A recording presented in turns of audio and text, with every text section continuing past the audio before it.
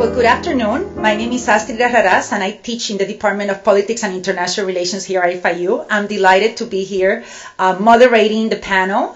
I want to thank the organizers, especially Jose Miguel Cruz, who invited me to participate, and I want to welcome and thank the presenters for wonderful research projects that we're going to have the pleasure of making comments on.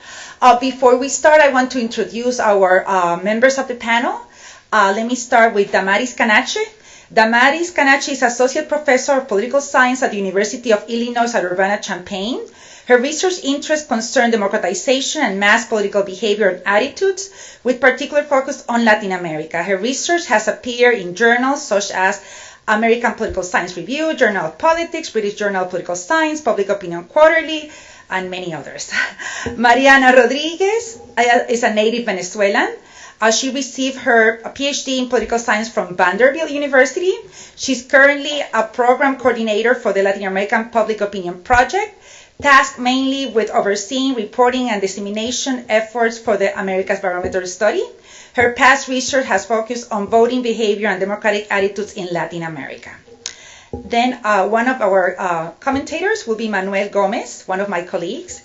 He's Associate Professor of Law at FIU. He holds a doctorate in law from Stanford University and has served as a fellow of the Stanford Law School Center for the Legal Profession since 2012. His research interests range from international dispute resolution, legal and institutional reform in Latin America, and the impact of globalization on the legal profession. What we decided to do is that we're going to change the order of the presentation. So Mariana Rodríguez will start, and then Dmarys Canache will follow. Then I'll make some comments, and then Manuel will follow. Please, Mariana. Good afternoon, and thank you for the ones of you that are here today. I wanted to thank the Latin American and Caribbean Center in FIU for hosting our launch event for this round of the Americas Barometer. My name is Mariana Rodríguez. Like Astrid said, I'm a program coordinator for the Latin American Public Opinion Project. And today I'll be giving you an overview of our findings for the 2014 Americas Barometer survey in Venezuela. Focusing first on wide-ranging grievances, covering issues, socioeconomic and political issues, and then moving on to discussing some trends in democratic attitudes. So let me begin by giving you a little bit of background information of the national survey in Venezuela.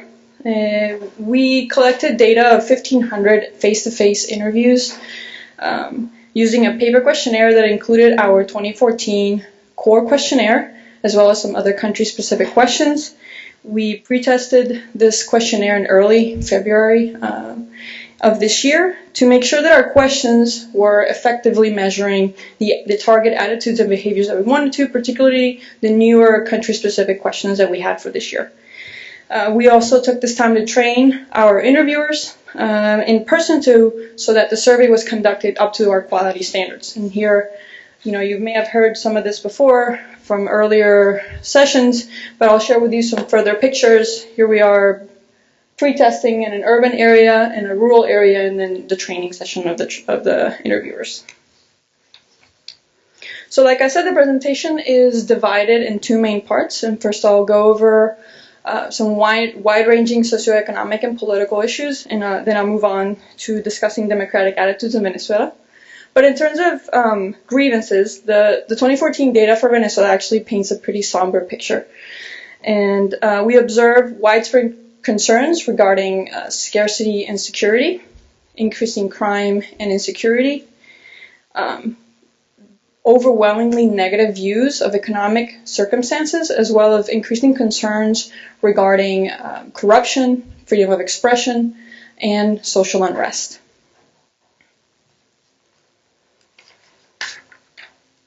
As with every round of the Americas Barometer, we asked Venezuelans that what, in their opinion, what is the most serious problem they thought Venezuela was facing at the time. And we see that most Venezuelans, or the two main issues that Venezuelans thought pretty evenly were of most concern for the country, are scarcity and security. For each of these two categories, we see about 30% of respondents saying that either scarcity or security was the main problem facing Venezuela. And if we take a look at this question over time, which we've been asking in Venezuela since 2007, we see that security has been the dominant sort of issue that Venezuelans have identified as the most important problem. But we also see that concerns about lack of food and basic goods have grown to rival views about security as the most important problem in Venezuela. In fact, in 2014, during our pre-testing of this question, we actually added scarcity as a new category, answer category, due to the overwhelming sort of spontaneous answers that scarcity was the main problem that was facing the country. So let me move on to focusing on specific issues for a moment, and I'll begin with security issues. What, like I said, Venezuelans have identified throughout time most consistently as the most important problem for Venezuelans. And the 2014 data says that Venezuelans find increasing insecurity and crime victimization.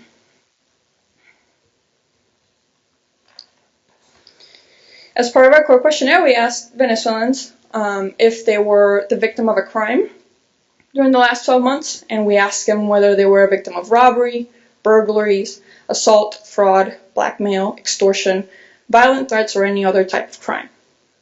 And we see that more than 24%, that's what was 1 in 4 Venezuelans, was victimized in 2014, a statistically significant increase from 2012. We also asked them another core question about how the sense of insecurity in their neighborhood, and thinking about the possibility of being assaulted or robbed in a neighborhood, how safe they felt. We converted this into a 0 to 100 scale, 100 representing feeling the most insecure or unsafe in their neighborhoods. And we see that there's another significant increase in Venezuelans, with the average from 0 to 100 being 63.2 in an insecurity scale. This is actually the highest average insecurity among Venezuelans since 2007. I know we are only showing 2 years here, but since 2007, this is by far the highest average level of insecurity. And looking at this question by individual answer categories, we found that about 33%, or 1 in 3 Venezuelans, actually say that they're very unsafe. So the most unsafe category from that. And to compare to other Latin American countries, 11.4 across the region said that they felt very unsafe. Venezuela actually ranks, in those comparative charts that you may have seen in another presentation earlier today, Venezuela ranks among the top 5 countries for crime victimization and for insecurity, and in a separate analysis for burglaries and murders in the neighborhood. Moving on from issues of security, perceptions and experiences with scarcity in the economy are also overwhelmingly negative among Venezuelans in 2014. As part of the core questionnaire, we ask people if they think their country or their personal economic situation is better, the same, or worse than in previous 12 months. And in 2014, the percentage of Venezuelans respondents indicated that either the national economy or their personal economy was worse than 12 months ago, has more than doubled. This is by far the most negative evaluation in all survey rounds. And let me take a moment to express how significant this is, because 80% of all of respondents for 2014, this is not divided by any sort of type of demographic variable here. This is the entire sample. 80% of those sampled, of those interviewed, said that the national economy is worse than it was 12 months ago. In terms of personal economy, 63% indicated that their personal economy was worse than 12 months ago. To compare, for the Latin American region as a whole, let's think about the height of the global economic crisis in 2010. Then 39% of people said the economy was worse, the national economy. Moving up to 2014, we saw in the first presentation today that people have, in the region as a whole, negative evaluations of how the economy is doing. So in the region, about 45% of respondents say that the national economy is worse. And 33% say that the personal economy is worse. So we see, relative to the region, we see that Venezuelans actually rank among the top. It's the highest percentage of respondents that say that both the national economy and the personal economy is worse than 12 months ago. So in addition to these evaluations, and in addition to that extra category we added to the most important problem question, we introduced these country-specific questions about scarcity in Venezuela. These are two questions that were added in response to this issue in Venezuela of scarcity has become increasingly concerning for Venezuelans in recent times. And the question asks about how serious people think scarcity is, and how difficult or easy it has been in the last 6 months to find food and basic necessities. So this is a simple distribution of respondents along every answer category for each question. And we see that 81.5%, the vast majority of Venezuelans, think that scarcity is a very serious problem. This is ranging from it being not a problem at all to a very serious problem. 81% say it's a very serious problem. In regards to how difficult it has been for these people to find food and goods every time they go out, 63% says it's very serious, and in a question that ranges from very easy to very difficult. So it's very, very difficult for them to find basic food and necessities. So another set of grievances that are widespread in Latin America and in Venezuela, and they're at the core of what LabOps studies in the Americas Barometer is corruption. So in 2014, we see that corruption victimization in Venezuela increased, and satisfaction with the government's effort to fight corruption have decreased. To measure corruption, we asked respondents as part of our core questionnaire a series of questions about whether they were asked to pay a bribe in different scenarios in interactions with different levels of government, including the police, government employees, local government, whether they've been asked to pay a bribe at their work, at courts, hospitals, schools. We also asked respondents to ask how to tell us how common they think corruption is among public officials, and to what extent they think that the government is, how well they think the government is performing in their fight against corruption. So we see that corruption victimization reached its highest level since 2007 among Venezuelans. 26%, so that's a little bit over 1 in 4 Venezuelans say that they were a victim of corruption in the past 12 months. On the other hand, satisfaction with the fight against corruption reached its lowest point.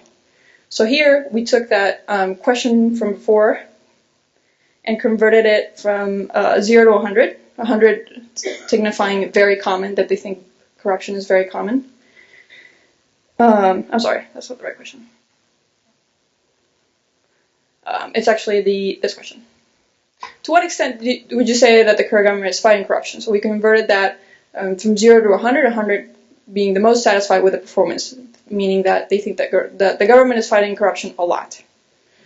So we see that average evaluation for Venezuelans in 2014 had reached its lowest points also since 2007. And when asked the other question I was referring to, how common they think it is, over half think that corruption among public officials is very common. This is the most extreme answer category in that question, if we look at it again. So it's over half saying that it's very, very common. Again, thinking about how Venezuela ranks in comparison to other countries, Venezuela is among the top 4 or 5 countries in rate of corruption victimization, and it's actually the country with the lowest average evaluation, the worst evaluation of how the government is doing in its fight against corruption. Again, it's the country with the lowest average evaluation. However, despite how common Venezuelans think that corruption is among public officials, as we saw across the region, the percentage of Venezuelans who justify the payment of bribes remains really low, and it's really low in 2014, and it's been low since we've asked this question beginning in 2007. So to end the discussion of these widespread grievances, I'm going to end with this discussion of some more very country-specific questions that we asked in Venezuela in 2014 that included a series of questions about freedom of expression, socio-political conflict, and polarization in the country. And regarding the first, concerns about freedom of expression in Venezuela are very elevated in 2014. Using a question that asks Venezuelans how satisfied they are with the level of freedom of expression in Venezuela, we say that Venezuelans have grown increasingly dissatisfied with freedom of expression in the country, with 63% of them saying that they are either very dissatisfied or dissatisfied with the level of freedom of expression in their country.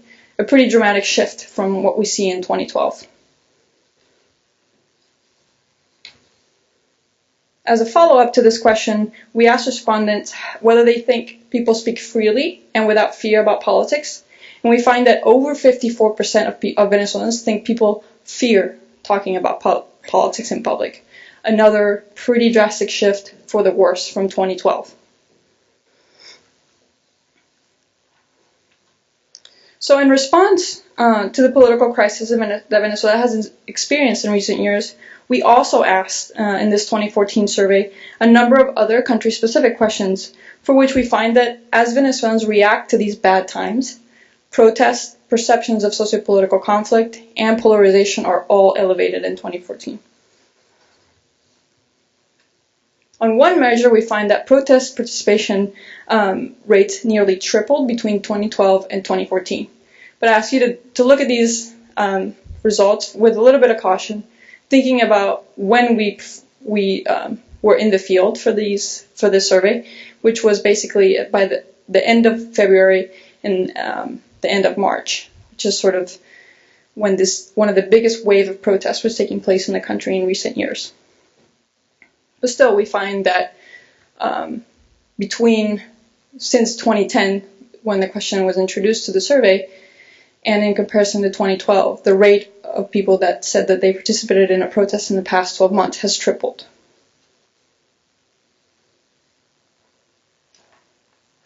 At the same time, perceptions of socio-political conflict, in a question in which we asked how high or low people think the level of conflict is in Venezuela, we find on a scale from rescaling this question from 0 to 100, that the average perception is that sociopolitical conflict has increased significantly in 2014 at an average of 72.8 on that 0 to 100 scale. And then looking at the distribution of responses by these answer categories, we find that the increase in 2012 is actually driven by the fact that those seeing a very high level of conflict nearly double from 18% to 33% in 2012. So the people in this category, very high, was 18% in 2012, and it was 33% in 2014.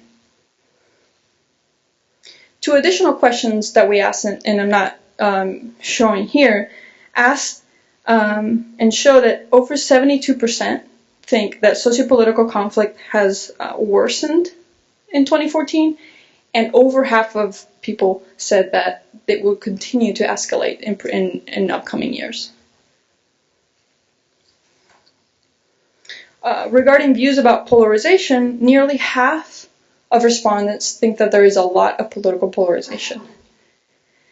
And over 75 believe that polarization is at least greater in 2014. And here again, I want to point your attention to all of the categories that are in this question about nowadays, how divided do you think Venezuelans are in the political opinions? The scale is from 1 to 7, 7 signifying a lot. And analyzing the whole sample of Venezuelan respondents in 2014, almost half say a lot. So the most extreme of that category of that answer scale. So far, the news from Venezuela is that citizens are really unhappy pretty much on every dimension.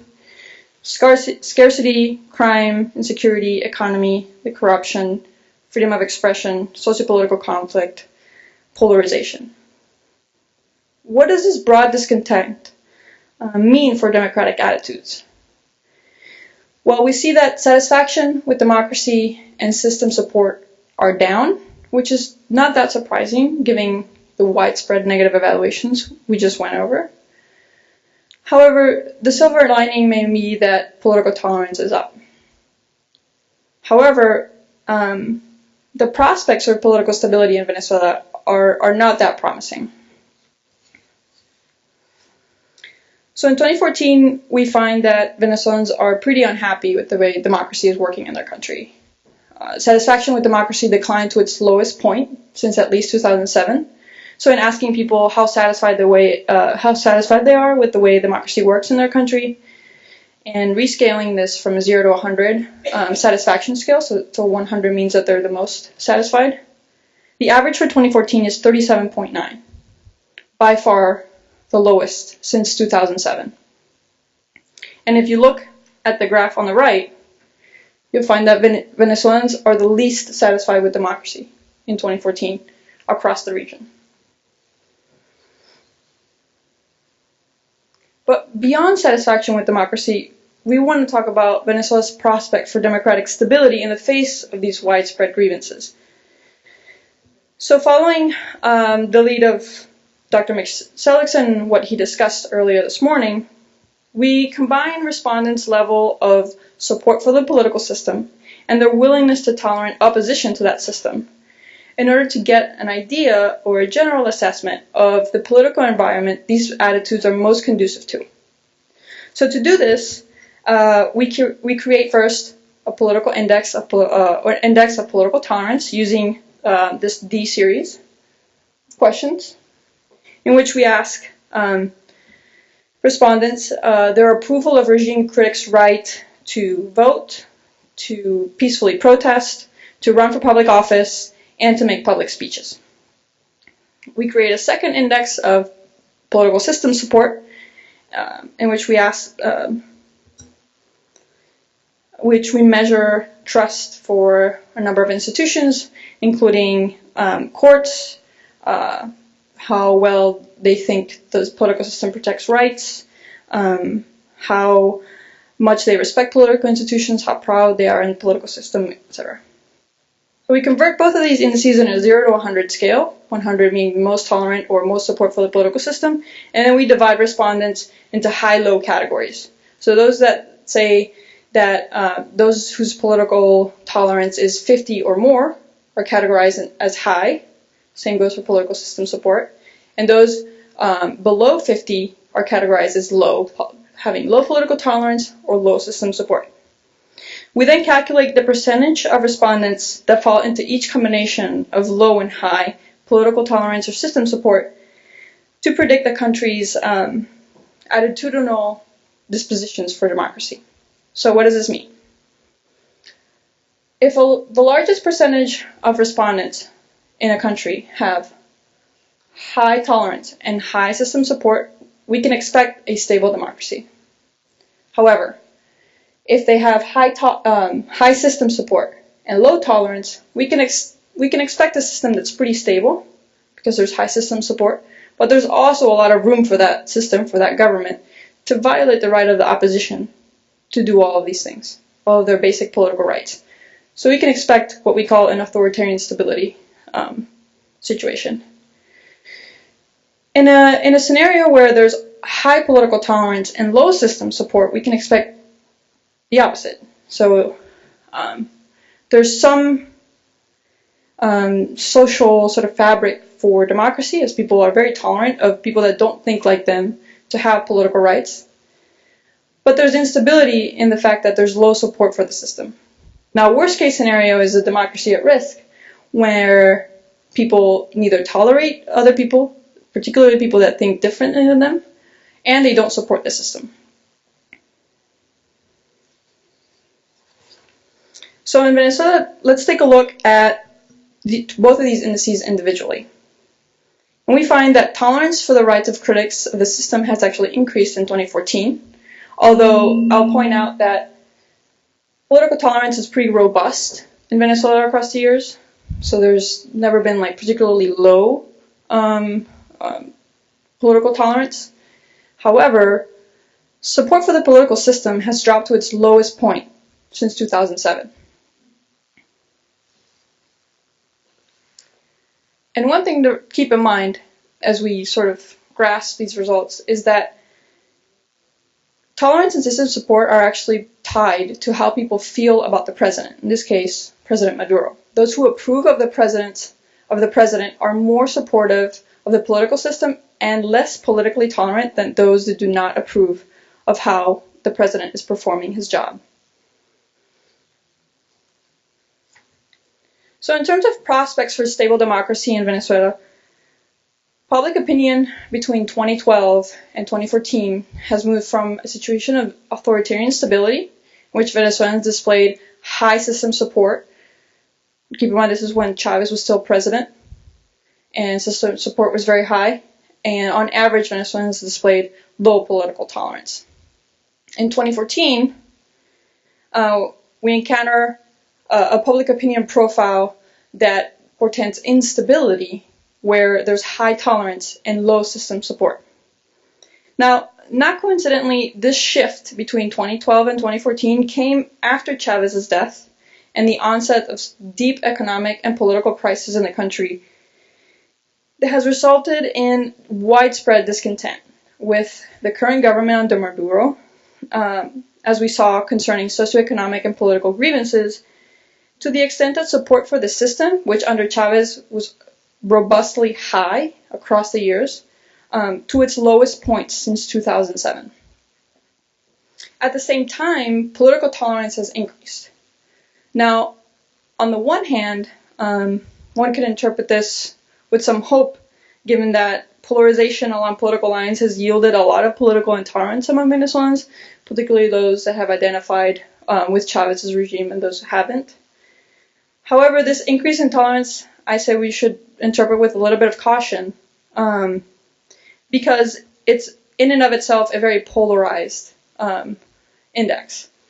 I took a quick look at the difference between people that say they would continue voting for the party of the current president and those that say that they wouldn't. And the differences in their political tolerance are just opposite.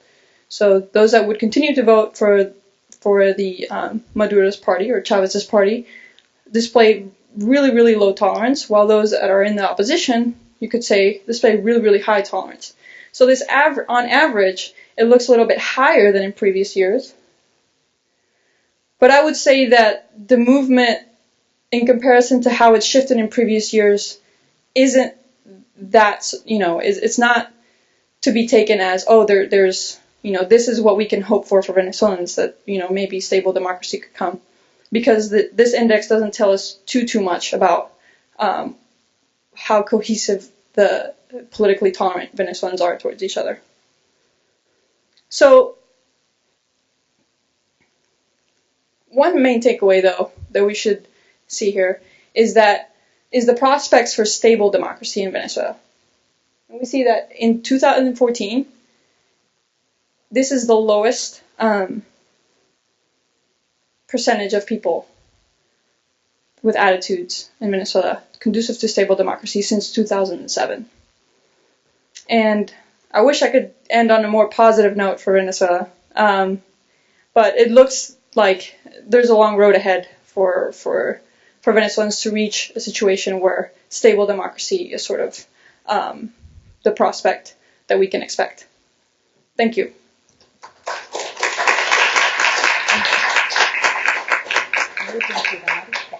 Okay, well, thank you very much to the Latin American Caribbean Center for the invitation, to the lab of people for the invitation. I'm very glad to be here participating of this event, releasing the data for the 2014 American Barometer. I'm going to be talking today about political trust and polarization in post-Chavez Venezuela. And I'm taking advantage of the 2014 data to trace the dynamic of public opinion, political support in particular, for the Venezuelan political system. I'm not calling democracy or anything, not putting in that. And I want to put particular attention to the nature and the structure of opinion during the Chavez presidency and the possible change in attitude after his death. Okay, because this survey was in the field about 1 year after Chavez's death, roughly at the time, a few months after Maduro was elected as president. So it's really kind of a unique opportunity for have a systematic analysis of mass political attitudes and, again, attitudinal change after a country suffers the political shock that meant the death of a transformative leader like Hugo Chavez definitely was. I say I'm not going to call him the Venezuelan political system with any adjective, because if you look at the literature about Venezuela, you find a lot of debate. Some call Venezuela still as a democracy, emphasizing participatory elements. Some see Venezuelan democracy as an autocracy, already full-fledged autocracy. Others see that Venezuela is best characterized by the combination of authoritarian and autocratic practices. But I think that regardless of the position that you may adopt in defining the regime, the system, what seems to be a consensus in the literature is that since 1998, Hugo Chavez and his movement have made really headway, inroad in changing the balance of power in Venezuela among competing political elites, and also, and this is important for what I'm going to be talking, transforming the institutional structure of the country, strengthening some institutions, creating new institutions, and the most common way that we think about that, weakening, okay, the traditional check and balance institution of democratic government. So over the 16 years, then, what we have seen really is kind of a two-pronged strategy going on in Venezuela. Again, one of weakening the check and balance institution, and on the other hand, one of creating alternative power structures, institutions. So I think it's important then that we take a look at what is happening in terms of public opinion toward this, because that help us to understand again the nature of political support in Venezuela. We already saw this, so let me see. So my broad goal in this study is to understand how the advancement of Chavez's political project in altering this institutional structure have affected the psychological link of trust between Venezuelan citizens and the institutions of the national government. In other words, how the nature of political trust in Venezuela was during Chavez and how it's now in a post-Chavez Venezuela. And by political trust, what I mean is the judgment of trust that citizens have toward fundamental institutions of government, the executive, the legislature, and the judicial, that are intended to represent the interests of the citizen.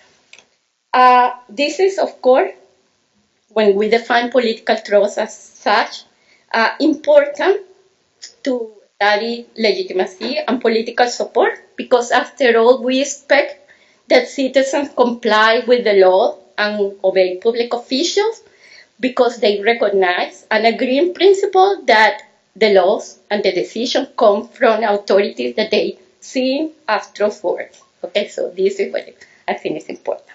So in studying this question, I really have two specific questions that I'm going to try to answer and show you evidence throughout my talk. Was the nature of political trust different under Chavez than now under Maduro? And what about new institutions of power in Venezuela? Not these traditional institutions that I just mentioned, but some that the Chavistas have introduced or strengthened. People trust this institution because this is very important to see the direction and the prospect of democracy or no democracy in Venezuela. So I'm going to build all the story I'm going to tell you today in a very basic and simple assumption. when citizens, I think elsewhere, but in Venezuela in particular, form judgment about the institutional structure of their government, the national government, they do so driven primarily by the institutions that they know the most. In Latin America, it's of course the executive branch and the president in particular. This is extensive research has shown that when people evaluate different institutions, they use information again from the institution that they know the most, that they are more familiar. And from that, they infer about other institutions that they know little. This is simply, a mechanism of process information, among many others that citizens use when they are making calculus and political decisions. And I suspect that in Venezuela, during Chavez, given the strength and the qualities of his leadership, Venezuela's judgment of trust toward the government, toward the national institution, were especially strongly interconnected. In Venezuela, many trusted the institution of government, these democratic institutions that we think, even when they were undermined and weakened and were not performing because they trusted Chavez. And many distrusted them because they didn't like Chavez. If this intuition is correct, then what we should observe is that when Chavez disappeared after his death, when he is removed as a galvanizing force of public opinion, then there should be a decline then in the trust and in the coherence that people have when they form the judgment of trust. If we observe that this is not the case, that there is no coherence, then maybe this is an evidence that Chavismo maybe has an influence that goes beyond the foundational leader.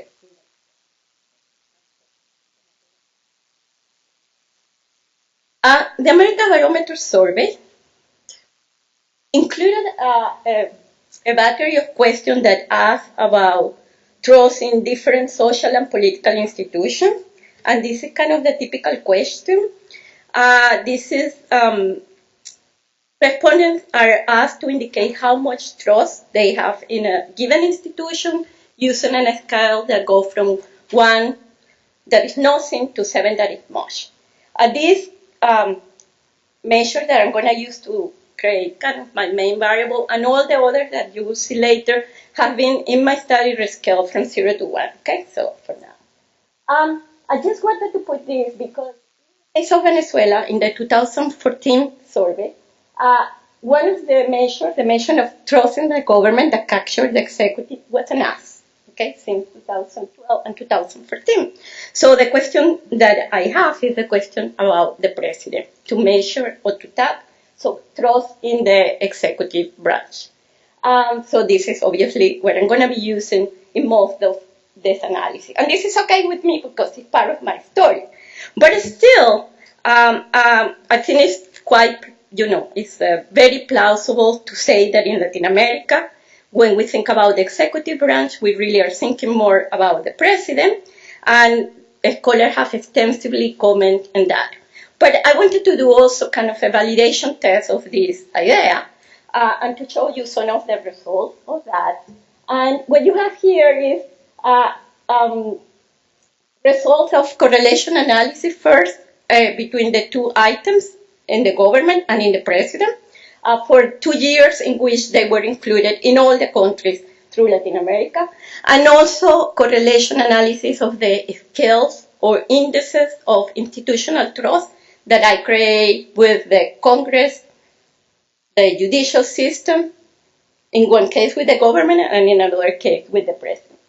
What I want to notice from there, first of all, they are obviously intercorrelated as expected, both the two items and the scale, but there is variation through Latin America. And what I want to notice here is that in the case of Venezuela, we see the highest level of correlation between the two items and in the scales as well. And this is validation of the point, but also an initial evidence that at least in Venezuela, maybe there is going on this kind of spillover effect, if you want to call it like that Chavez have toward the other institution. However, to place what this means in a comparative context, I decided to examine the level of political trust in Venezuela compared with the rest of Latin America. And what you have here is that Venezuelans' trust toward institutions of government are not particularly different from the rest of Latin America. Actually, the average trust in Latin America, this is between 2006 and 2012, is 0.47, and Latin America is at 0.48. So if anything, it's not an anomaly. It's kind of a typical case, moderate level of political trust during this period. And what this means is that, for me, what's intriguing, why is that in a country in which institutions supposedly have been weakening over time, Venezuelans don't seem to be particularly disturbed that. And if anything, again, they are kind of in the middle and similar to the rest of Latin America. It looks, again, that on average, Venezuelans are not particularly mindful of the institutional democratic deficit in the country. They are not distinctively distrustful of state institutions. And maybe this, again, is the result of the strong clout that President Chavez has. Trusting the president made citizens be more likely to trust other state institutions regardless of the democratic performance. In this view, this moderate political trust in Venezuela during Chavez's term, basically this is the second term of President Chavez, is a result of this idea of a spillover effect that I was talking about. But if I'm correct, then we should see the decline that in 2014, when Chavez is not anymore in the Senate. This is political trust in Venezuela, including the year 2014. And what we see, first of all, is that, of course, there is a drastically drop in the level of political trust compared with previous years, especially with 2012, which we see actually an increase. I mark there two events related with Chavez, the moment in which he announced his illness, and finally when he passed away and get out of the political scene. I consider this to be a very indirect evidence of this spillover effect, in the sense that I cannot trace really political events and how the public opinion was moving during this time. And I cannot rule out that other explanations may exist for this. But it's clear that there was a decline between 2012 and 2014, which is this post-Chavez era. Maybe I saw another way of thinking in how Chavez may have affected political trust in Venezuela is this idea of structuring how people think about institutions. Not only that his popularity have an effect of a spillover, but actually provide a structure, anchor the way in which people think about institutions. If this is the case, if that a structuring effect exists, then we should find high level of attitudinal consistency among Venezuelan respondents, compared with other Latin Americans and compared during the period of Chavez and in post-Chavez Venezuela. So, in this figure we have, in the top panel of the figure, the alpha coefficient, the level of intercorrelation between the items for all Latin American countries for all years. Oh, let me show you here. So Venezuelans are here. In every year, Venezuela level of attitudinal consistency was higher than any other Latin American country. Okay? In the bottom panel of the graph, you have a measure, is the aggregate standard deviation for respondents in each country. This measure, I think, summarizes the attitudinal divergency that respondents have in each country. And what we see here is that overall for Latin America, the range of dispersion is narrow. Range actually for the minimum value of 0.13 in Paraguay in 2008 to a maximum of 0.26 in Ecuador in 2008. The average for the rest of Latin America is 0.18 and Venezuela is 0.16. So a little below the average, but again, there are countries that have less of dispersion. But overall, we have Venezuela with a high level of attitudinal consistency, the highest every year across all Latin American countries, and with a relatively low level of attitudinal dispersion. When I mean attitudinal dispersion, I'm thinking about coherence of the way in which citizens think about the institution. This, is an evidence in the direction of the structure and effect, but it's incorrect that Chavez provides that. Then, in the post-Chavez era, we should look at a drop in the coherence of this attitude. This is Venezuela 2014, plus the other years. You look at the alpha coefficient, so 2014 is this dot here. Actually increased in post-Chavez. So people, let me see if I found it, is 0.89, the correlation between these indices in Venezuela. And the dispersion actually decreased a little bit. It's a statistically insignificant, but it's a slight decrease. So we have kind of a puzzle here. The level of trust in a state institution suffered a sharp decline in 2014 when Chavez disappeared. But at the same time, Venezuela's respondents remain trusting or distrusting of the state in a very reliable manner. So I thought this coexistence of these two dynamics of decreasing trust but reliable, trusting and distrusting, maybe can explain if we find that the swing on the levels of trust in Venezuela have followed what I call a path of increased polarization. And I'm going to show you now some evidence of that. Polarization occurs when a large portion of citizens hold opposing views or positions regarding particular issues or regarding the whole views about the government. Operationally, we can say that there is a polarized trust environment if a majority of citizens in a country have formed exclusively negative or exclusively positive views about, in this case, judgment about a state institution. If we find that a large number of citizens express this strong and consistent trust, well, also a large number of citizens express a strong and consistent distrust, there is polarization. That's how I operationally define it. And I create a measure to account for this idea of exclusive or pure negative and pure positive as opposed to mixed or neutral views. And in this figure that I'm showing here, we see that in 2014, a large portion of the population, have both. Actually, 61% of the people have or only positive or only negative views toward a state institution. So a large majority of the population have that. But the standard that I commented before, this is a mark of polarization in 2014, an increase in the post-Chavez Venezuela.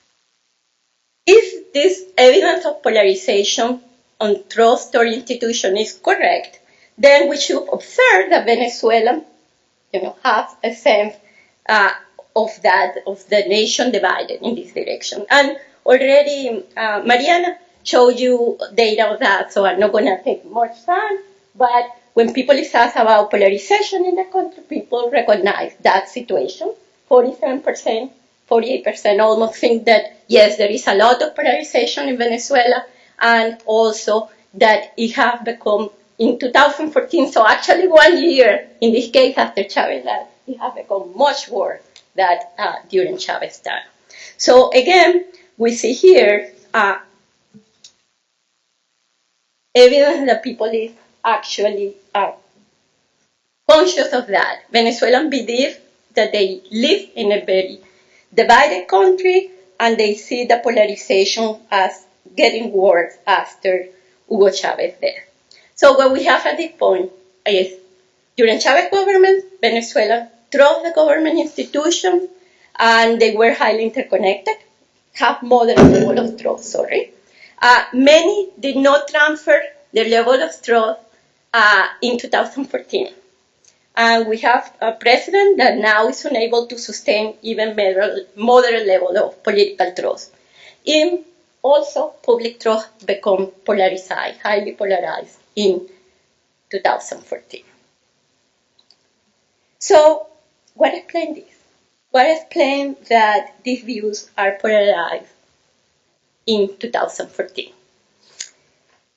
To answer this question, I'm going to show you in a moment what are the individual levels associated with judgment of political trust. But before of this, I saw that it's useful that we consider the extent in which respondents think that the institutions of government are working in their interest. Because this is at the core of any conception of political trust. Okay? I'm going to trust you. I consider you trustworthy because you are acting in the name of my interest. The AmericasBarometer includes a question that taps in the idea of external efficacy that I'm going to use here as a proxy of government responsiveness.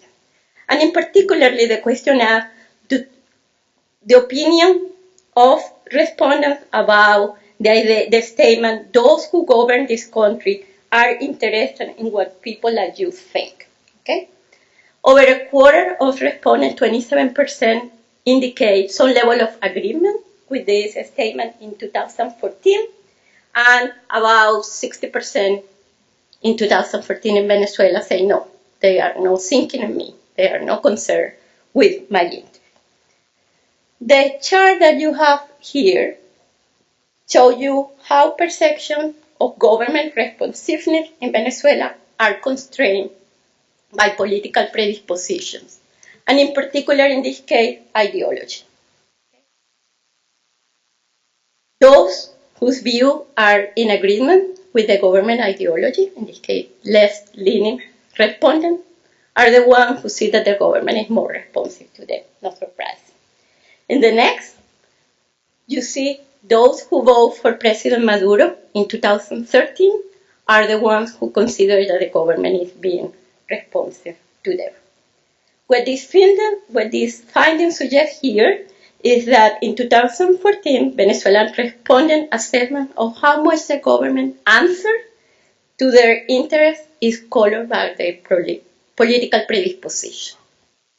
With this information that we have here, we can start, I think, to connect the dots between people's interest and trust in institutions.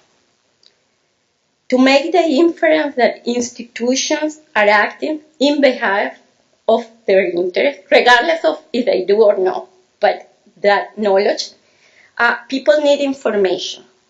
Information about the performance of the institution, and I argued before about the one that they know the most, the government, the executive, the president.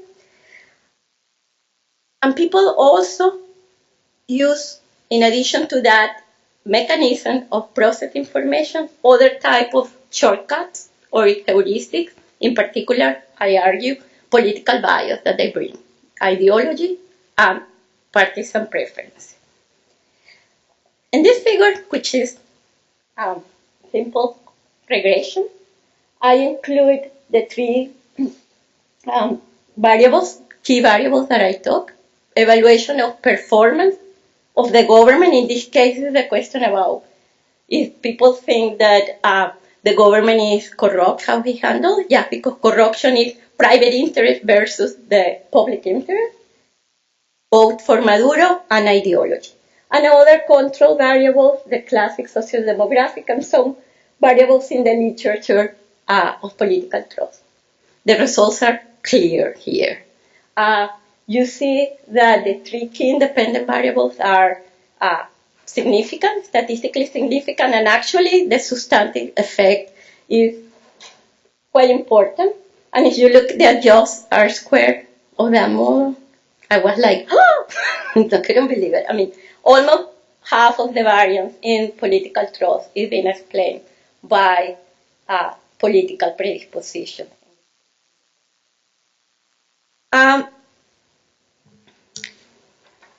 So collectively, what this result established is that trust in Venezuelan political institutions is very much a reflection in 2014, is very much a reflection of citizens' core political predispositions and preference. Trust in institutions, when it's there, abound among those who are from the left, who vote for Maduro, obviously, and who think that corruption is not such a big problem. This is regarding these formal, traditional institutions of government. But I thought that in the case of Venezuela, to provide a full picture of trust, political trust, we needed to consider also public opinion toward those institutions that are now central to the new structure of power. And I decided, well, in part because are the questions that have the survey, to focus in two. I'm going to show you data on the military and in the communal councils. The military have been linked to the Chavista political project since the beginning, since 1998 when Chavez won the presidency. Have been involved in policy areas, key policy areas, is involved in the administration of government, and the role has increased in significance in tandem with political polarization and conflict in Venezuela. And the communal council are considered today the central institutions of the popular power, which is a tenet of the 21st century socialism model. The communal council are a micro-government organization at the community level, so very localized. And what is interesting, they have experienced an incredible growth in Venezuela. The last census that was conducted by the ministry in charge of the commune was in October 2013, and it counted 40,000 or so communal councils today in Venezuela. And this basically means that they double in 3 years. That in 2010 was the first estimate that we have, and they double. The AmericasBarometer survey include questions about trust in both the military and the communal councils. They are in the same format of the other questions, so it's easy to make comparisons across these institutions. I show here a graph that compares the military, the communal councils, and the institution of government that we were talking before. We see that the military, compared to the other institutions, have maintained a relatively high institutional support for the most period, but in 2014 also suffered an important decline. This is the first time that we observed that deep below the midpoint of the scale. By the way, at this time, when the survey was being conducted, also it's in the middle of the cycle of protest, and the military has a very active role repressing that protest. So we have to look at this with some, cautious, but in a moment I'll show you something that, no, this is real, this drop that is happening. The communal council here, I think is very interesting. They also suffered a decline in 2014, but look at they are at the same level, parallel the national institutions of government, so at the same level. And what I think is interesting is that we only have data from 2012 and 2014 about the communal council, so this is a very novel innovation, organizational innovation in Venezuela, but have accumulated really fast trust in the part of citizens.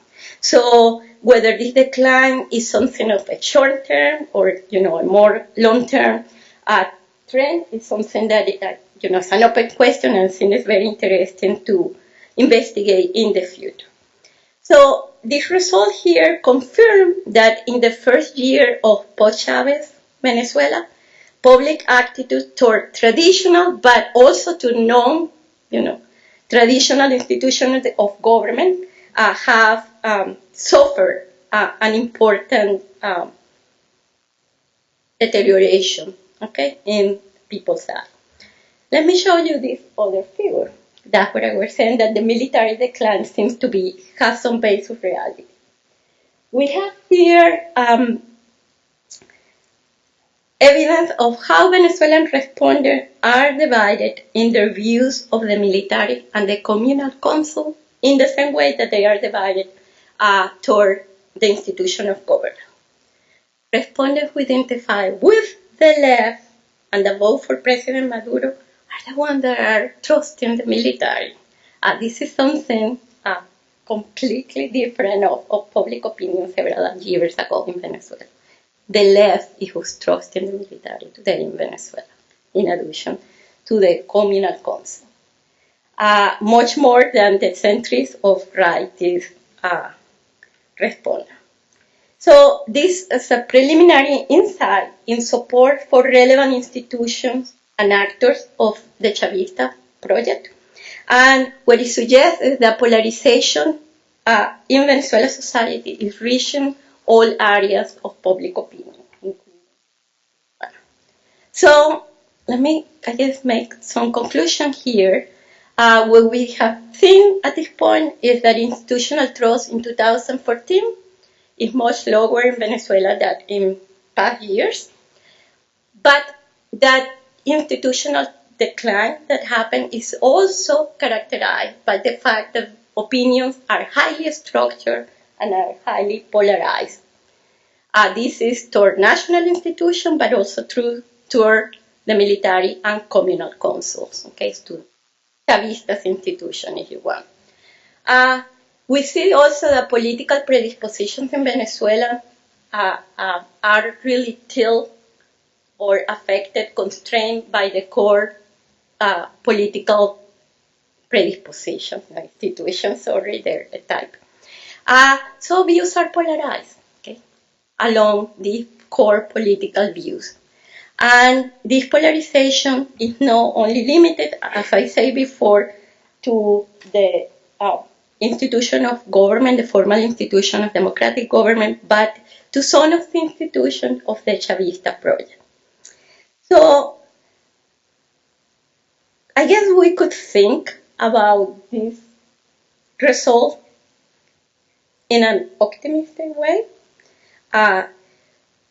saying that this polarization perhaps indicates that there are grounds in Venezuela for healthy, vibrant, and productive discussion about the future of the country.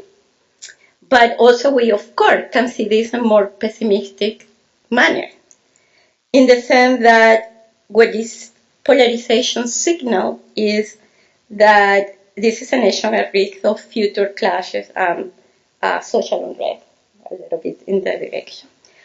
Which direction this is going to move? Obviously, it's going to depend on how the leadership and the citizens in general navigate the future. But I guess what I'm going to conclude is that I observe that there has been a sort of realignment in public opinion, and it's something that transcends Chavez. I mean, these different in opinions and in view, and this division in the country is beyond of the existence of Chavez.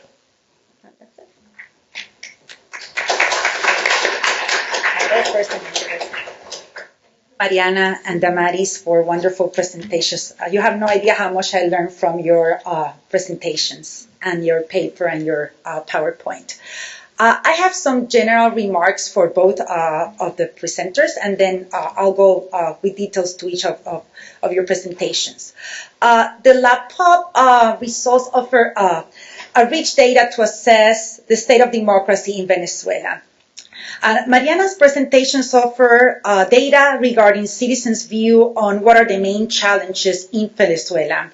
And it's interesting how we have this uneasiness. We are so uncomfortable how to label Venezuela, whether it's democratic instability. You start, I think it was in the part 2 summary, your slide said democratic inside parentheses and instability. And then later when you went to the table, it said unstable democracy. And then later, Dmarys doesn't want to call it democratic. She calls it, no, she wants to refer to the political system.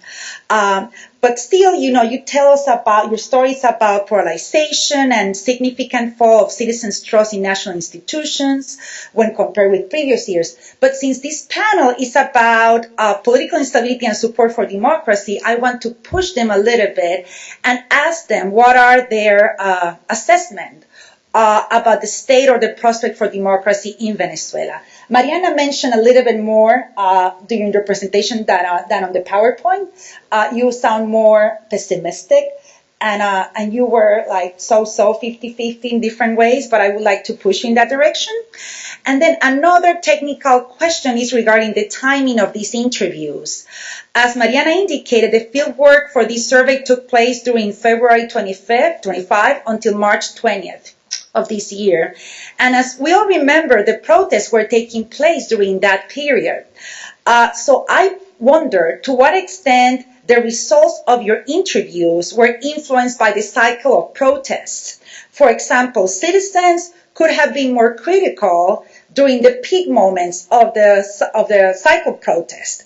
So it will be interesting for anyone who wants to get her hands or his hands dirty, as Mitch Seligson mentioned this morning, to find out if the responses will vary, will change according to the cycle of the protest, especially those who are critical of the government. And then going to Mariana's presentation in particular, your table on perceptions of the national and personal economic situation are worse than it was 12 months ago. Is there any way we can identify these citizens by ideology or level of income? I was pretty surprised to see the 80%, because of those who are acknowledging that the national economy has worse, and that their personal economic situation, 63%, that's pretty dramatic, considering that many probably Chavistas were responding to the questions. So it could tell us that maybe many Chavistas are acknowledging that the 21st century socialism project is really in trouble. Regarding your perception of corruption, as it was mentioned this morning, your data does not show the amount of bribes that people could justify, if it is a small or large scale, as Eduardo Gamarra mentioned. However, I, like Matt Singer, am glad to see that the levels of those who are not willing to pay the bribes is very high, or that will reject the payment of bribes. That level is very high. And as it was said this morning, maybe corruption might have not trickled down in Venezuela, so there's some hope in that sense. To Dmarys, your paper offers a compelling argument of how different variables explain political trust and polarization in post-Chavez Venezuela. I wonder if you can put them on a scale, which one of these variables has more weight? Could you please tell us? You also mentioned in passing that trust in institutions sharply increased in 2012 compared with 2010. Can you explain why? I think you mentioned a little bit that Chavez was sick, and maybe that could explain, or well, you'll say, whatever you say. But I wonder what is your answer. You also explained that the drop in citizen support of the military could be related to the repression of the students' protests, but however, you didn't provide any explanation for the decline in trust for the communal councils. Is it because of the same reason of the protest, or is another reason? That will be all for the moment. Thank you so much for wonderful presentations. And then my colleague, Manuel. Thank you, Astrid, and thank you to the presenters. I will follow, but it's very hard to follow. Number one, Astrid's very eloquent remarks, and also I just noticed in the program that I am standing between you and the reception, so I will be very brief. So the presentations are fascinating. Data is very important.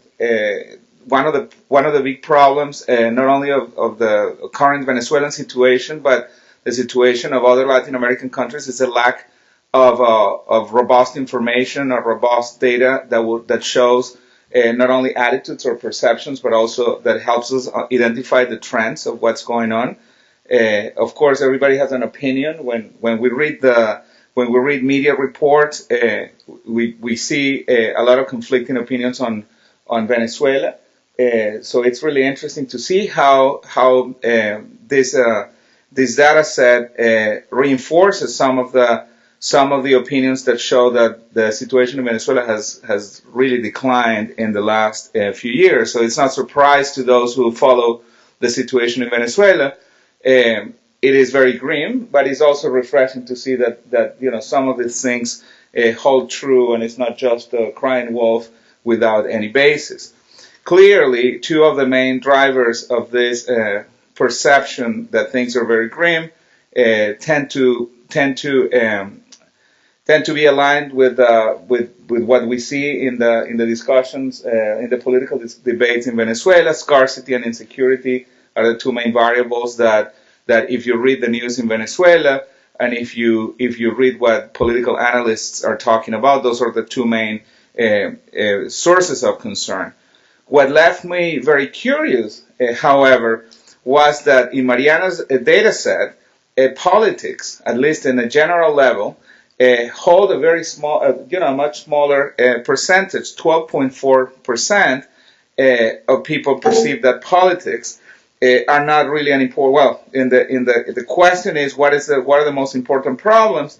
It shows that 12.4% attribute that to politics, whereas politics later on during your presentation seem to hold a much higher importance in different ways. So my specific question to you, is in which context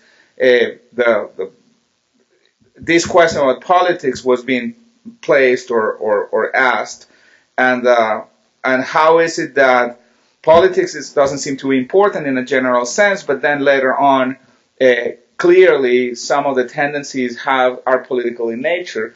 And then if we hear Dmarys' presentation on political trust and polarization, it's all about politics. It's all about the perception of politics. It's all about what is politics doing to exacerbate the situation.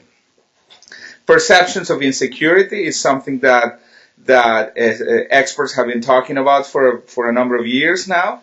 I'm curious as to whether the variables of socioeconomic origin of the respondents or also political ideology would have any effect on how people feel about insecurity in Venezuela. Whether now I'm thinking about Dmarys' presentation on political trust. People trusting left-leaning people trusting the government more than people leaning to the right.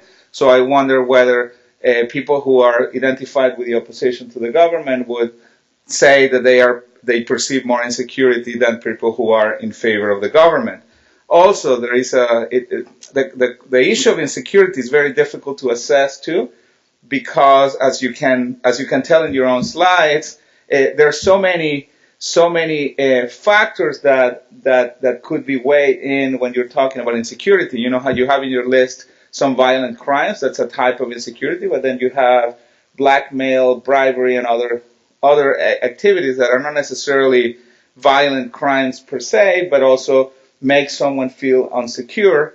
If you are a foreign investor, you perhaps would not be so worried about being mugged in the street, but you would be worried about being a target of a political retaliation in the course of doing business. So it also depends on who is the person, on who is the author, or who's the factor. What is the factor that makes you feel insecure? So there are different levels. Whereas a person who's out in the street will be who's also using public transportation all the time might feel a different level of insecurity. Scarcity. It's really interesting that scarcity has really become salient. I wonder if you did that survey today, you would find that scarcity is much more salient, because not only food and basic products are a problem to obtain in Venezuela, but also medicines, which has become really, really a big problem. Then corruption. what's really interesting about corruption is that, of course, there's this perception that there is a lot of corruption, but the government, both first the Chavez government and now the Maduro administration, has at least in their political speech stressed that the fight against corruption is very, very important. In fact, in one of his last appearances, Maduro just announced a few days ago that the legislation, the anti-corruption legislation, was going to be strengthened, and he claimed that corruption, the fight against corruption, is one of his main agendas, part of his main agenda. I was giving another presentation this morning unrelated to the specific case of Venezuela, but really talking about the impact of corruption on international trade and international commerce.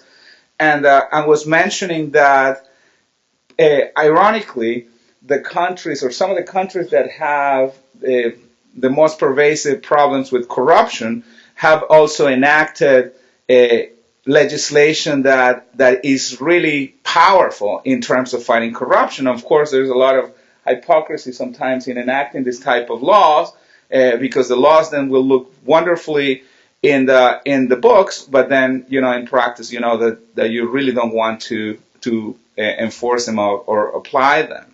Of course, that backfires, and it has backfired against the Venezuelan government, because, for example, the United States of America has also strengthened its anti-corruption legislation, and one of the laws that has been recently amended in the United States is the Foreign Corrupt Practices Act, which goes after anyone who engages in an activity that could be deemed as corruption under Venezuelan law. So anybody who engages in an act that could be considered as corrupt in Venezuela, even if the Venezuelan courts do not prosecute that person, U.S. courts will gain jurisdiction and then go after that person. So it can backfire when political leaders are using corruption, the fight against corruption, as just a lip service, as it has happened in the realm of human rights. Countries that have enacted statutes that protect the human rights, when they don't really mean that they want to protect for human rights, but then that backfires.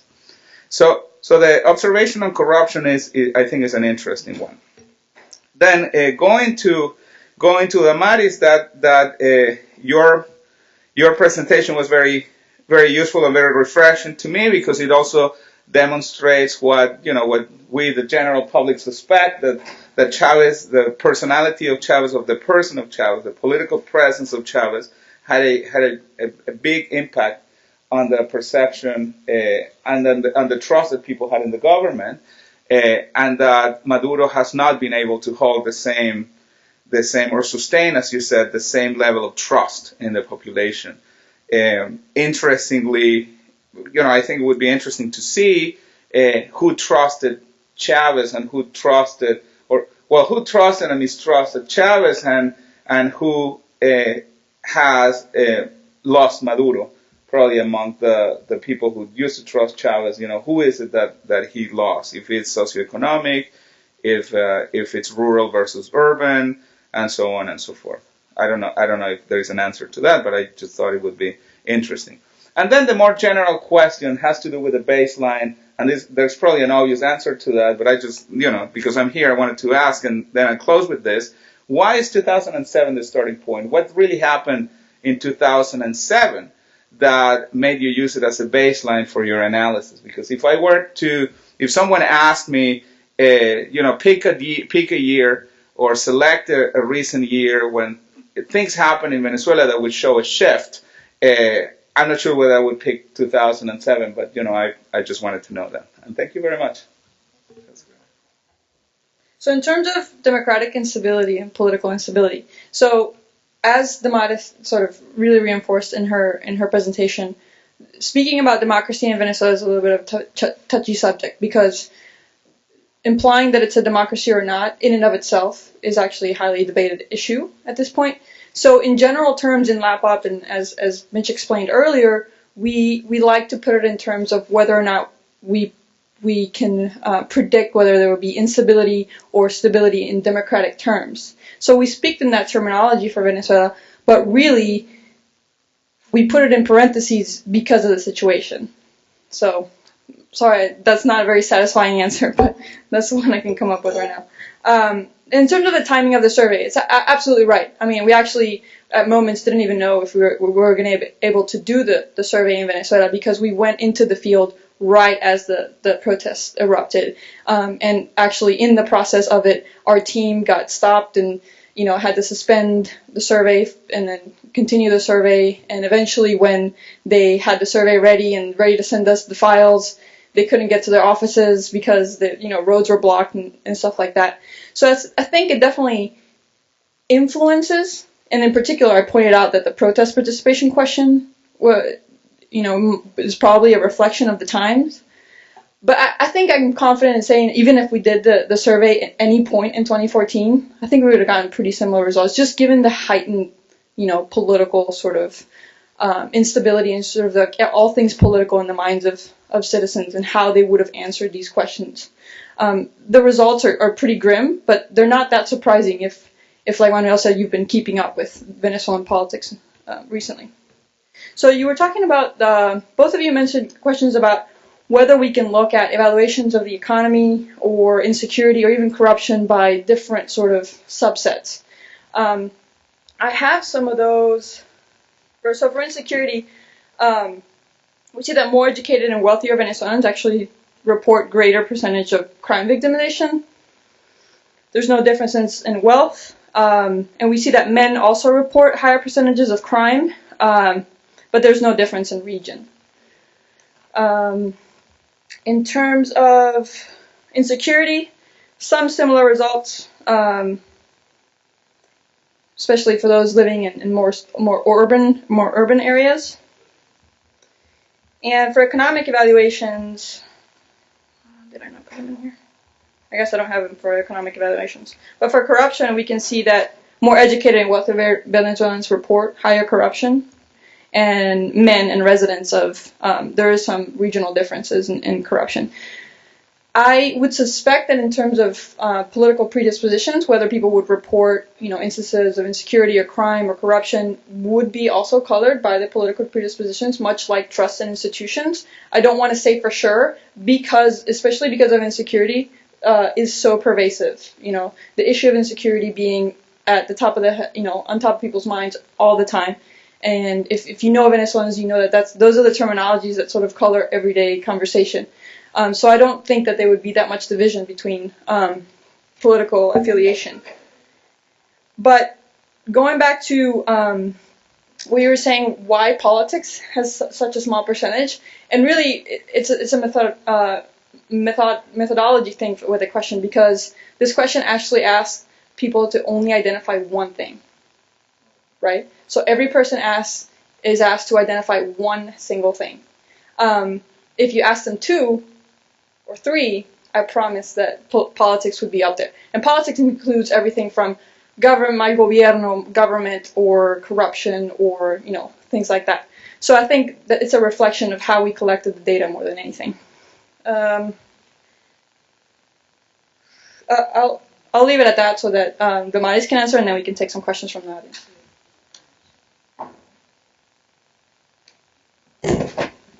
Okay. Astrid, you asked about if I have to give a weight to which of the variables play more the trust.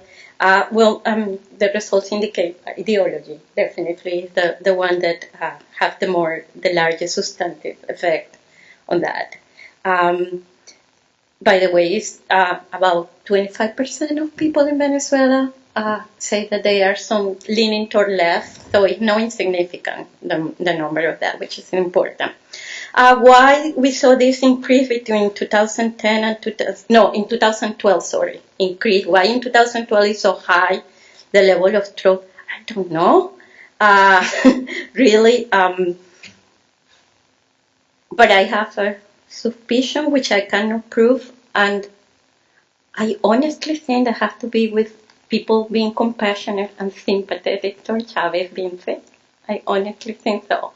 I cannot prove it, but it's in my story. And I forgot this. Why we saw the decline for the communal councils as well as the military is in 2012, the increase was Chavez. In 2014, the decline, I think, is Maduro, both with the military and the communal concern. And I say so because we saw that ideology and the vote affect both at the same time. So, it's true that the repression issue that the role of the military in repressing the protests at that time may have affected, but if we see who is trusting and distrusting the military is along the political lines as well. So I think that has to be with that. The decline has to be with the decline because of Maduro, and it's along that. The data is because that when it's available in the AmericasBarometer data. So that's the first year that we have the series for Venezuela. So that's the reason that I started that point. But yeah, I would be better. I have started, but it's still pretty good. We have the second turn of Chavez, basically, which I thought was interesting. And who lost Maduro? In terms of socio-demographic, I cannot tell you at this moment. I haven't no analyzed that yet. Many of people who have, one thing that we know is that many of those who before have kind of centrist views, neutral views about many things, now have a very negative view about all institutions of government. So those individuals that were characterized by kind of centrist and moderate view are the ones that have moved away from. But the demographics, I don't have it at this moment to give it to you. Yeah, I think that was the question. So. Anyone in the audience has a question? Please go to the microphones.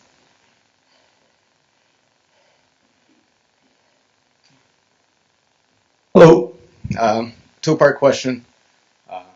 Why do you think the government has that's the perception that I got from the poll, that the government has allowed the rise of crime sort of turn a blind eye? So that's the first question, why they have allowed it. And the second one is could Venezuela transition peacefully towards an opposition regime? Is that, could a peaceful transition happen?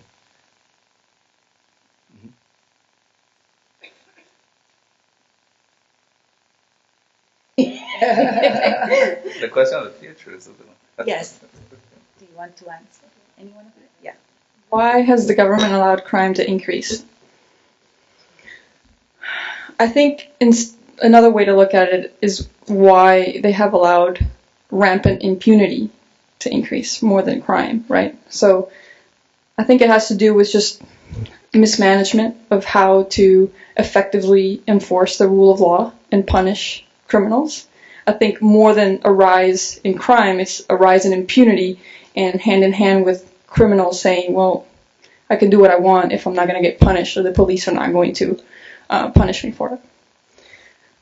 In terms of whether there's a peaceful transition or not, I'm diving into a lot of speculation there.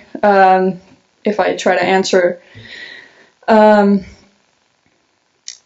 I hope so. Is my honest answer. It really depends, right? So it really depends on how things move forward. We've seen that for the most part in Venezuela, we can talk about how polarized things are, how fragmented the opposition has been, kind of not getting their act together, how to unify, sort of get a united front. But there's also the issue of there's not an even playing field, right, for the opposition, really. If you think about the last elections, or even the 2012 elections, in terms of space for political advertisements and campaign funding and things of this nature, right? So voting, intimidation at the voting polls and stuff like that. So as long as there's not an even playing field, and as long as the government always dictating sort of terms with which the opposition is considered to come to the table, then I'm not sure that there can be a transition at all, right? As we've seen so far, the use of the military hasn't been that peaceful, but I'm not really sure, if we haven't seen it yet, if the military will actually intervene into a transition that's that's possible, but it's possible anywhere, I guess. But I wouldn't go so far as saying for sure it would be peaceful or for sure it wouldn't. First, there's not even, there's the question of whether there will be one anytime soon. I'll let Dmarys. Well, I just want to add that, I think the question of institution, potential arbiters or checking other institutions, other balance is key. And what we see, I for example, didn't look at the data, but I looked at, but I didn't present it. For example, electoral institution. Okay, people view about the elections and the electoral council. This is key if we think of the political system moving toward, a more democratic system is key. And what we see, at least for what the data show you, some institutions, national government, people is quite polarized. And when you have this environment in this very strong, already kind of consolidated views against and for of the institution, it's not good. The chances are not good. It will take a lot of, craftsman leadership for rebuilding trust in the institution, and that's important. And at this point, I don't see in any of the bands, neither in the government side or in the opposition, is still that happening. So I don't see it good in the term. I think that's the task that we have. Elections are going to be very important. The elections that are coming next year, but it depends. We are electing a new electoral council supposedly, and that is going to be key for people changing that. But let's see what happens, depending on what the leaders do and what people accept. Manuel, I don't want to stand before anyone in the reception, so I'll make this quick. Just two things. I wonder if sometimes we read too much into the data about Venezuela because perhaps our own perceptions about the political mess that is Venezuela. The first one is the data on concerns about freedom of expression. To be honest, that only 54% of the people, given the terrible conditions of freedom of expression in Venezuela, only 54% around there would express concern seems to me perhaps not surprising, but it isn't quite as alarming as you want to make it sound. It's alarming because they aren't. It goes to the point that I think Mitch and other people raise that people don't take to the streets to defend institutions or rights sometimes, and that's problematic. But it is, by any objective standards, these are miserable conditions for freedom of expression, yet this slightly more than half the people in Venezuela are concerned about it. Perhaps seems correct, but still not as alarming as was presented. And the second is that odd tension, paradox between a very polarized country, people that perceive polar, and levels of tolerance. I've never heard of a very tolerant, polarized country. I hate you, but I tolerate you. Yeah. Tolerance was in the opposition. So, but it's still the sense of they still are sensing this polarization. So I'm just curious if you sort of play that riddle a little bit. But the opposition have become polarized too. I have the same reaction to the comment. That there is that tension that we are observing in this data. Average tolerance between, opposition and sort of government sympathizers is polarized in and of itself. So the average seems a little bit higher, perhaps being pushed by the opposition even more tolerant now because of the recent movement, right? So maybe the opposition is even more pushing towards even being more tolerant of regime critics. So it is a paradox. I don't know. Like I said in the presentation, on the one hand, I want to say, hey, that maybe this is a silver lining, right? Maybe everybody is miserable enough that perhaps we're seeing eye to eye and we're accepting to some extent of each other's different views politically. But I'm not sure. I can't really tease that out from the data. In terms of the freedom of expression, 54% doesn't seem. This is about talking freely about politics in public, even amongst your friends. And 54%, it's a slight majority. But I think the key thing is that this is also a politicized question that people may fear answering in and of itself, right? I don't know. it's like crime victimization, reporting of crime victimization or something. Maybe one aspect in part may be that people answer it with caution. Another thing is that really, perhaps the more drastic thing is the change between 2012 and 2014. In 2012, it was 33% said that people fear talking about politics, but in 2014, it's 54%. So I think that's a little more informative. You have a question, Mitch? Yes, and then, yeah. Yeah, Oh, I just wanted to say something about the tension between polarization and, I think, because the question about tolerance are question really about principles, democracy. It's more kind of this more general thing, where the trust question that I show you about institution really is performance who's driving that. So I think that's where we see this tension. Sorry. On the question of this stable transition or a violent transition, I mean, we should all think back about the regime in Chile under Allende and the middle class, largely women, with the banging of the pots when things became very scarce. So we know that the survey found scarcity to be a big issue before the big decline, the huge decline in oil prices, keeping in mind that Venezuela is one of those countries in which the government's revenues are tied entirely to oil prices. So if oil prices decline in the U.S., it's not like Uncle Sam is going to go bankrupt because of the way oil is organized here. But in a situation in which we read always about the scarcity, not enough toilet paper, and those kinds of basic things, add to it this dramatic and sharp decline of petroleum prices from 100 to 60 or whatever it is, and who knows how far that's going to go down. It's hard to imagine things moving along more or less, bumping along stably. I mean, people have to reach a point where they're not going to defend freedom of the press, or they're not going to run out in the street and say, oh my God, a newspaper was censored, or a Spanish firm bought up our TV station and therefore we can't get that.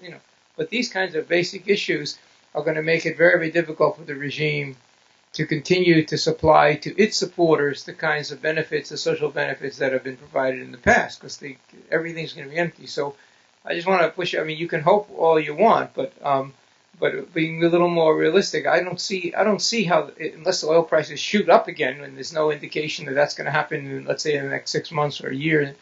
On the contrary, they may go completely down. I think so. Things are in for a very rough next several months, and that in an environment like Venezuela with all the crime that's out there, what is it going to take to push that into to riots and so on? So that's where I would suggest things are going to hit.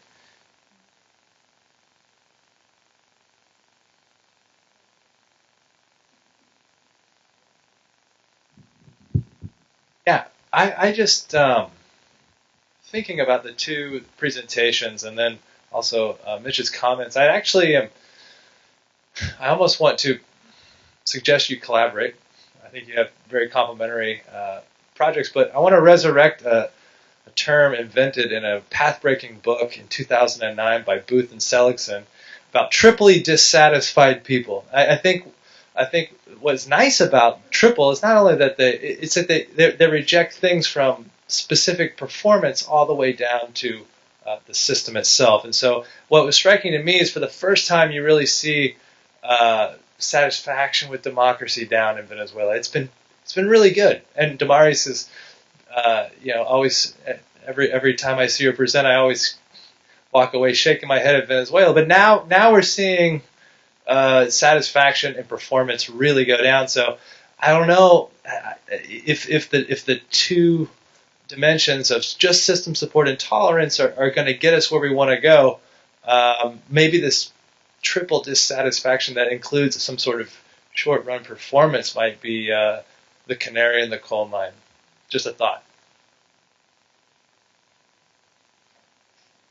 Yeah, one question. One last more. No, I agree. I mean, I agree. That's what I say. Let me go with the institution because because I think it's kind of a performance. I mean, it doesn't preclude that can accumulate and be the general, but I think at least now it's a performance thing. I mean, that's what we are measuring. And so I agree in Venezuela, that's important now. Yeah.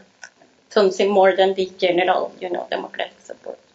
I think definitely as a first step, this is, where we tend to look as LAPO. This is like the terms that we tend to think about, And for the purposes of this presentation, this is sort of how I wanted to frame it. But I mean, you're absolutely right. Especially because, obvious from what Dmarys presented, and before this, for Chavez, a lot of opinions about government performance and other sort of attitudes about trust in institutions and trust in public officials has always been tainted by views about Chavez. So there's always been that polarization. And now that, Maduro, his presidential approval has dropped significantly, between 2012 and 2014 after Maduro took office. And I wouldn't be surprised if in fact you compared, triple dissatisfaction measures in 2012, much like she does with trust in institutions, and now under Maduro, and you would get a pretty drastic change, all pointing to, red flashing lights, like, there's a fire about to burn. So I agree with you, Mitch. We have time for one more question. Yes. Hi. One of the main things that I've noticed throughout the pop data and that kind of stuff is that the only actor that gets pointed out is the presidency. Now, in the questions, right? The one that, like, the only person, like, it's Chavez or it's Maduro or it's. Is there any other questions about other individual actors such as Diosdado Cabello or any other actors that could be both part of the systemic of the political system, but also extra systematic actors that could be gaining trust outside of the system, and how that could be a challenge to democracy in the future? What actor do you have in mind about extra? Maybe the Colectivos Armados or any of the other parallel structures that could be a threat to democracy in the country. Do you consider the communal councils a threat to democracy? No, or a military? Not really. It's a part of the systemic of the system. Like I'm thinking. Extra legal. Okay. Yeah, like extra legal cartels or any of the other things that could be threatening to democracy in the long run, since there's no systemic support for the democracy. In terms of other actors, like other, we don't really ask trust or views on particular people. The president is so central to everything, and that we focus on that. So I couldn't really, but I think that for the future, trust in something like the Colectivos Armados is super important because they've become so relevant in political life in Venezuela that I think it would be extremely important to see how people view them, to sort of get a sense of how they think they're affecting the stability, the nature of stability in the country, for sure. I think it will be interesting. I don't know if they are so central, but I think it will be interesting to especially with the issues of providing security to communities and that. I think that will be interesting. That's something to consider. But I think something that you show, the decline in trust in institutions essential for the 21st century socialist sort of democracy model, if you would, is important, right? So it's not just the president, it's not just the executive, and it's not even just the courts or the National Assembly. It's trust and views about institutions tied specifically to the Chavez model, like communal councils, and I would say actually also to the missions, which I've looked at too. So our session has come to an end. Thank you so much to the presenters and to Manuel.